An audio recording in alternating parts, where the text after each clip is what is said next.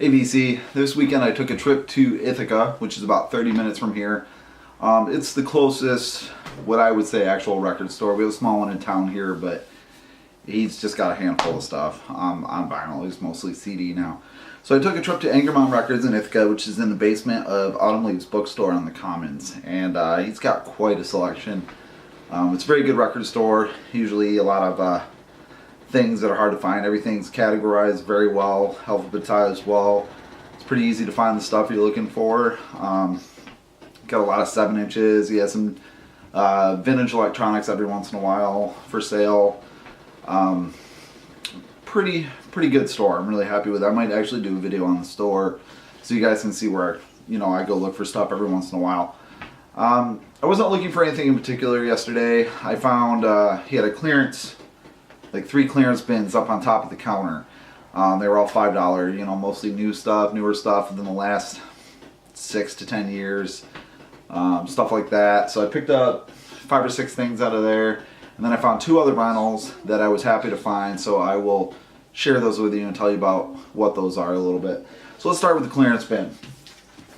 First one I found was Brandon L Butler. Now this is on Gern Blandstedt Records, which is one of my favorite bands. Weston is actually, this was their first label.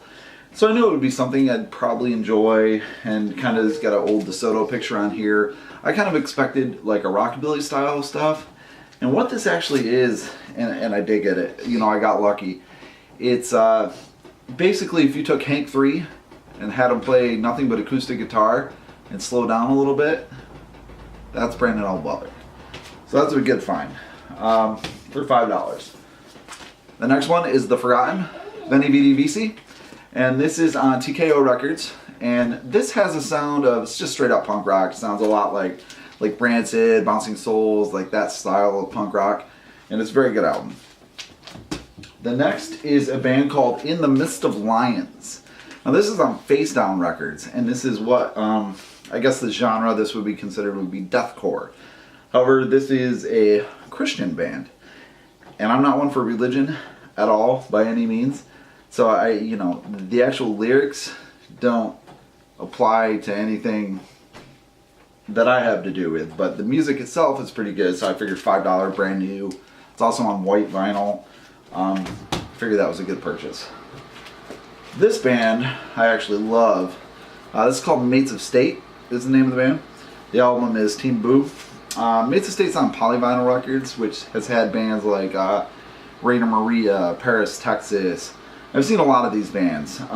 Mates of State, what they are is they're like an indie rock with like an electro pop sound, I guess is how I would describe it. Basically, if you took an indie rock band like, I don't know, something mellow, like maybe some more of the mellow Modest Mouse songs, and threw in some like indie, like electronic pop to them, and have male and female vocals, that's Mates of State. This next band is called Dead End Cruisers, and these guys are punk rock with a rockabilly flair, I guess is the best way to describe that. It's very fun, just very in your face, good music. And they're on Unity Squad Records, and that was a good purchase. So that was it for the $5 purchases. I think there was what? Okay, 5. You grabbed 5 out of the $5 bin. These next 2 bands are, I want to call them reissues, but they're not really reissued at all because they were never really released, and that's why both of these are cool. This first one, the band is called Public Nuisance, and this album is called Gotta Survive. Now this is put out by Third Band Records, which is Jack White's label / store in Nashville, and what this is this is straight up late 60s garage rock, and it's really good. It's phenomenal. But I guess this band, they were around for a few years. They changed their name a couple times. Towards the end of the 60s they became Public Nuisance, and they put out some stuff on a small label in California. It never really saw the light of day, never really got out there to most of the American public, and then it kind of just disappeared. And Jack White actually got all the rights to release this, I think 2012, 2012. So he put this out 2 years ago, and this is actually, I was very happy to come across this. It's something I've been wanting to order off Third Man's website, and I just never got around to ordering it. He happened to have it yesterday, so I picked that up. This other band is called Death, the album for the whole world to see. Now this is not your thrash metal band Death. This is 3 guys from Detroit, 3 brothers actually, who most of this music was recorded in, I think it was 68. This says 75. I thought it was late. I know they were a band in the late 60s. Okay, they recorded this stuff in 75. Now, there is a documentary about this, and I believe the documentary is the same title as the album for the whole world to see. It is up on Netflix. If you have not seen it, I suggest watching it. This is, as far as I'm concerned, straight up punk rock. I don't know if it's considered punk rock. It's probably considered more of like a rock album, but to me this is straight up punk rock. And the story behind this, and if you haven't seen the documentary, I'll talk about just a quick second. Basically, these 3 brothers, their mom, when they were little, got hurt in an accident at work or something like that. She got a check, and she bought all the kids something, and what they wanted was musical instruments. So one got a bass, one got a guitar, one got a set of drums, and they started writing music together. They wrote this raw punk sound to me. The song "Politicians in My Eyes" is straight up like early Bad Brains sounding almost, but pretty Bad Brains.